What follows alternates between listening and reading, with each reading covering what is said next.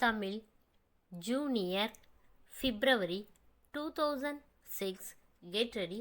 10 seconds. 5 seconds. Start.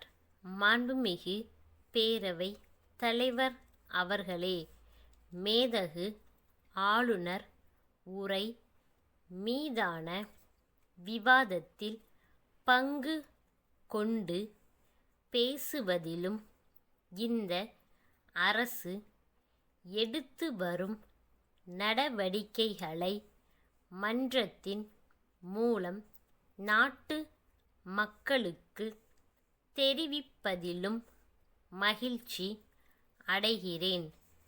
தமிழகத்தை அனைத்து துறைகளிலும் முதல் மாநிலமாக ஆக்கும் வகையில் இந்த அரசு தனது பணிகளை செவ்வனே ஆற்றி வருவதை நீங்கள் எல்லாம் அறிவீர்கள்.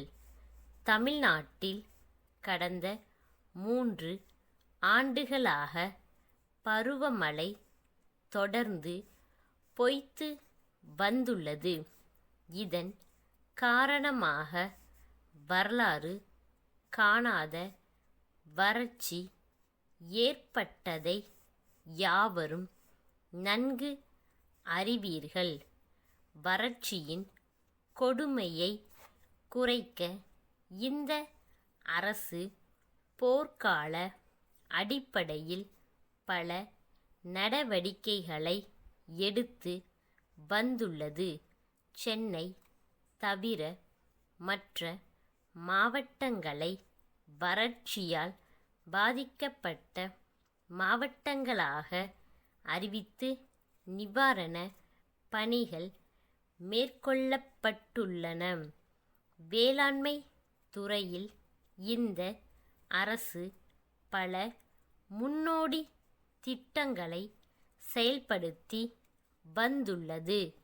விவசாயிகளின் நலனில் எப்பொழுதும் அக்கறை கொண்டுள்ள இந்த அரசு தீபாவளி பண்டிகையை கொண்டாட விவசாய தொழிலாளர் குடும்பங்களுக்கு பரிசு பைகள் வழங்கியது.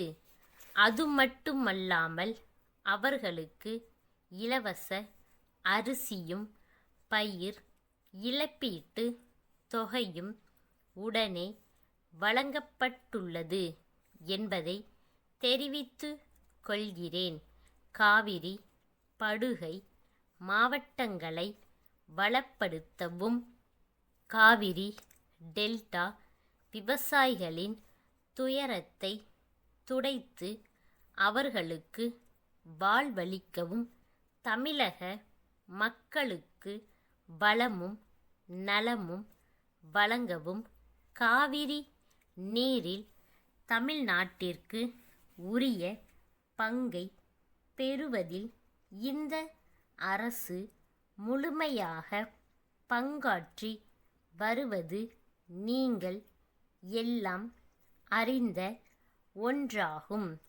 சென்னையை நோக்கியுள்ள மிக கடுமையான குடிநீர் பிரச்சனையை தீர்க்க இந்த அரசு முனைப்புடன் செயல்பட்டு கூடுதலான குடிநீர் ஆதாரங்களை ஏற்படுத்தியுள்ளது. கிணறுகளிலிருந்து குடிநீர் எடுக்கப்பட்டு குழாய்கள் மூலம் நகரத்திற்குள்ள குடிநீர் பகிர்மான நிலையங்களுக்கு கொண்டு வரப்பட்டு விநியோகம் செய்யப்படுகிறது. சென்னை நகர மக்களின் குடிநீர் தேவைக்கு முன்னுரிமை அளிப்பதை போன்று கிராமப்புற மக்களுக்கும் குடிநீர் வழங்க முனைப்புடன் இந்த அரசு செயல்பட்டு வருகின்றது. தமிழ்நாட்டிலுள்ள ஏழை எளிய பாட்டாளி மக்கள், விவசாய பெருங்குடி மக்கள், மீனவர்கள் போன்றோரின் குடும்பங்கள் வாழ்வில் வளம் பெறவும் இந்த அரசு தொடர்ந்து பாடுபடும் என்பதை கூறி எனது உரையை நிறைவு செய்கின்றேன். வணக்கம்.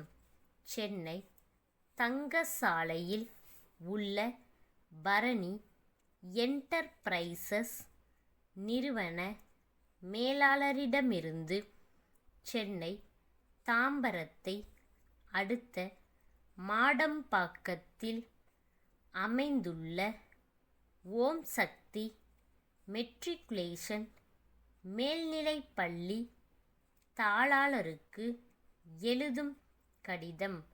அன்புடையீர், வணக்கம்.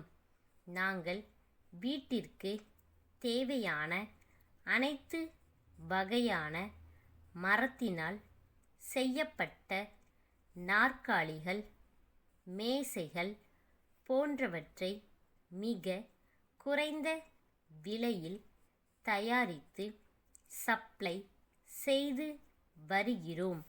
சென்னை நகரையொட்டி வளர்ந்து வரும் பகுதியில் தாங்கள் புதியதாக நர்சரி பள்ளி ஒன்றை தொடங்கி இருப்பதாக அறிகிறோம். தங்களது பள்ளிக்கு தேவையான கரும்பலகைகள், குழந்தைகள் வசதியாக உட்கார்ந்து எழுதக்கூடிய சிறிய வகையிலான நாற்காலியுடன் கூடிய மேசைகள் போன்றவற்றை செய்து தர தயாராக உள்ளோம். எங்களிடம் மொத்தமாக வாங்குபவர்களுக்கு 10% கழிவு தொகையை வழங்குகின்றோம். எங்களது விலை பட்டியலை இக்கடிதத்துடன் இணைத்துள்ளோம். தங்கள் நம்பிக்கையுள்ள ஸ்டார்.